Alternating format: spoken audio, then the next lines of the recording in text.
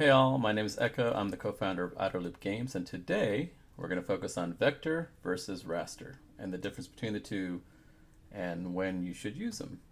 So let's talk about what raster is. So we're going to start with Photoshop. I'm in Photoshop CS20 2020.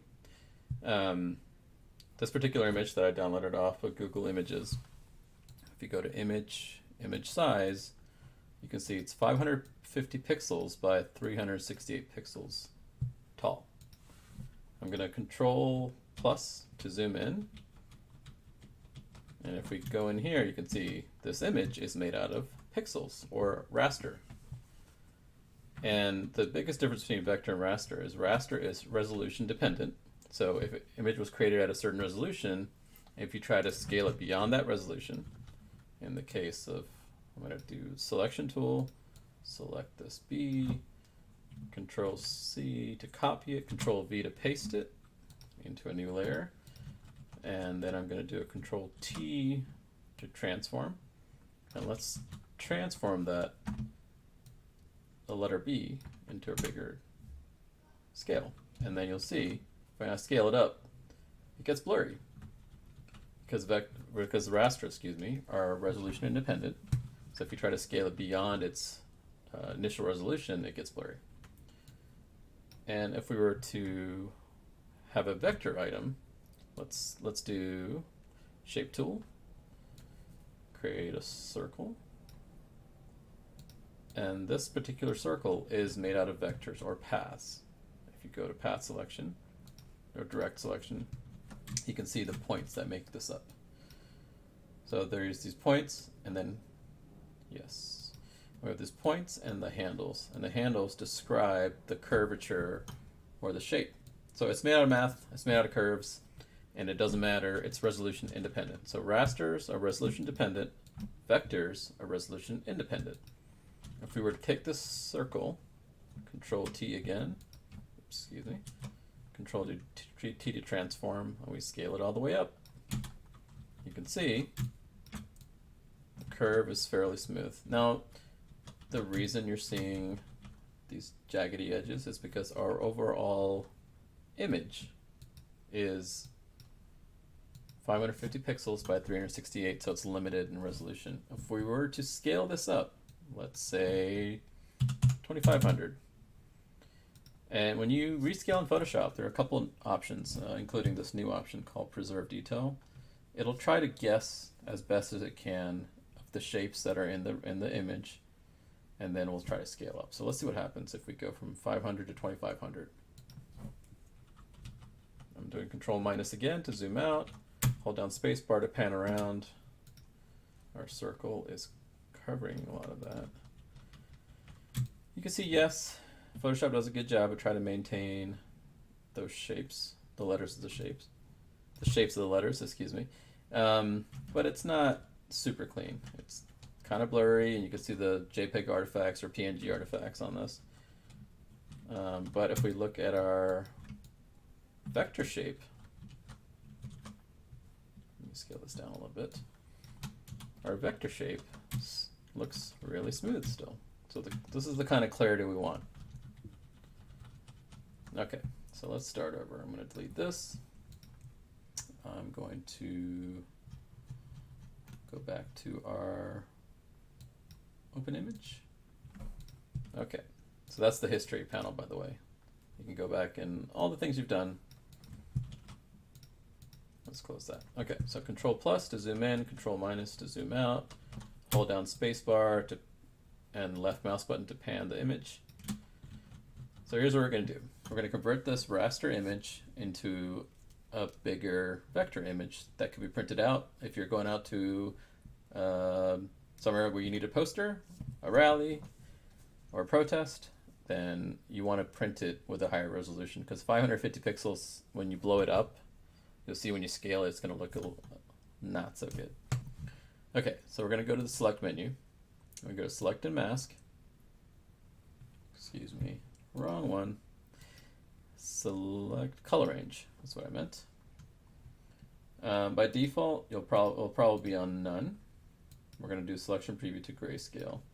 What this does is can adjust this, the fuzziness value. It looks like your image, and you can select a section. In this case, there's only two tones in this image. There's black and yellow, so it does a pretty good job of masking it. So what we're trying to do is isolate a selection around the graphic and separate from the background. So, and this will vary depending on the image resolution and what image you're working with. In this case, 200 works pretty well. So we're gonna hit OK, and it makes these marching ants selection around it. We're gonna go to rectangular marquee. Gonna come over here, right click, and then go make work path. So work path is a vector option in Photoshop. When we do that, so this tolerance, that's how tight the tracing is going to be for this image. Let's try 1.0 for now, 1 pixel. Hit OK. And what happened there is it took our selection, and we right clicked, and we made a work path. And if you open up the paths dialog, you can see that it made a vector outline. See these line work? Made a vector outline of our selection. So next step we're going to do is select the direct selection tool, which is again another vector tool in Photoshop. I'm going to right click on this. We're going to do create vector mask. So it took that selection. We didn't make a work path. We took the work path, and then we made a mask, a vector mask, which is what you see here. You have the layer and then work mask.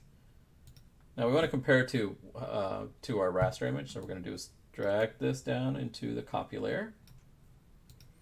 We're going to delete vector mask, or disable or delete. In this case, we're going to delete it because we already have a copy of it. Okay, so this is our original raster image, and this is the vector layer. The reason you can't see a difference is because one's out over the other. So let's turn off our raster. And what we're going to do is fill this layer with this black color. So I'm going to go to my eyedropper, sample this color, Alt backspace will fill it.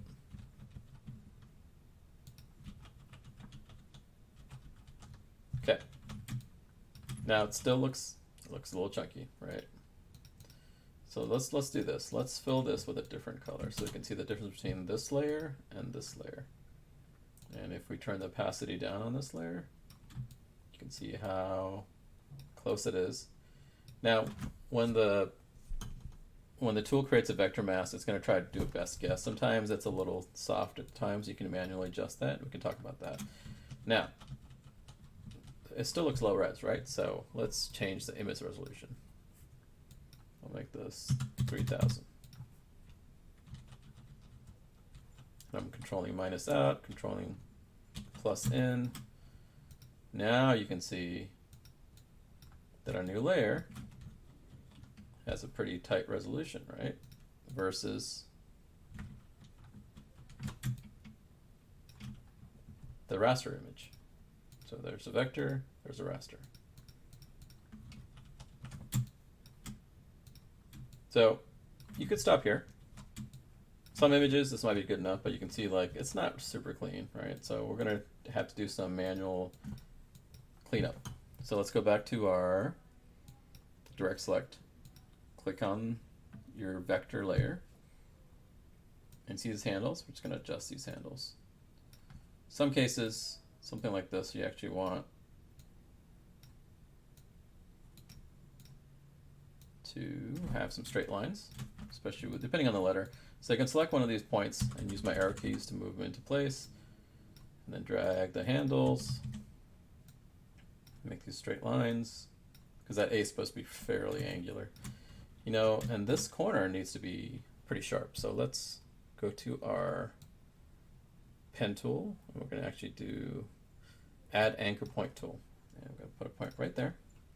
Go back to our direct select, adjust that, and again, we're just using our raster image as a reference for our vector layer. So these handles, when they're locked together, what you want to do is hold down Alt and then drag, and that'll separate out the handles from each side of the control point. So I'm going to do some cleanup. This particular point we don't really need because it's straight line, straight line, straight line. So let's just simplify that. We're going to go back to our, there's add anchor and there's delete anchor. We're going to go to our delete anchor, delete that point. Go back to direct select, use my arrow keys. I find it easier to use the arrow keys to move it a couple pixels around. Okay, so let's adjust these handles, adjust these handles. So let's clean this up. When you create a vector image, the less points, the better. Gives you a lot more control over it. Here, there's a bit of thickness, so I guess we can keep that. So adjust that. Do we really need this point here? I don't think we do. Sorry, point. You're going to go bye-bye. Okay, back to our direct selection. Handle adjustment. Oops. Control Z, undo that. Arrow keys, handle adjustment.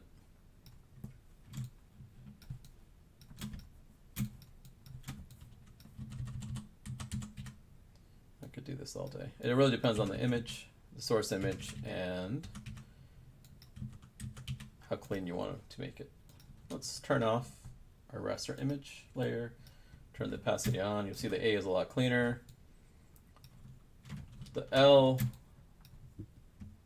it needs a little bit of work. All the letters need a little bit of work. But basically, let's turn this, let's remake this colors. We're gonna fill with, sample that color and fill that. Make a new layer. Go down to select that yellow, click on the layer, Alt backspace will fill with whatever your foreground color is, which is this top yellow swatch there. Okay, so now this image, cool thing is, I mean, once we still need to clean this up, but let's say we did all that, and I'll fast forward this to a point where it is cleaned up. Cool thing is, you can save this, change this resolution to, let's go crazy, 8,000.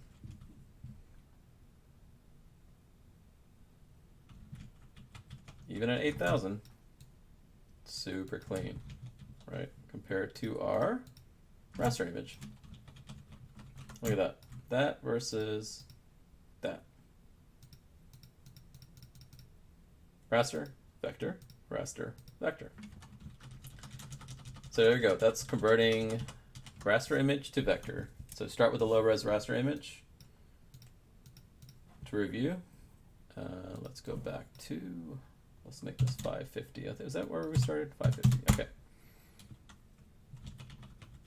Control plus. So we start with the raster image. We go select, color range, hit OK. Once we have these marching ants selection, we left click on our marquee tool there, rectangular marquee. Right click over our selection, and we do make work path, which converts the raster selection to a vector selection or vector path. So it adds points, adds lines, adds curves. Once we have that selected, direct selection tool, right click again over our selection, create vector mask. Now we converted raster selection to a working path to a vector mask. And then you edit the vector mask, and then you print it out really big, and you go protest. Thank you for your time. We'll be back with another tutorial real soon. Take care.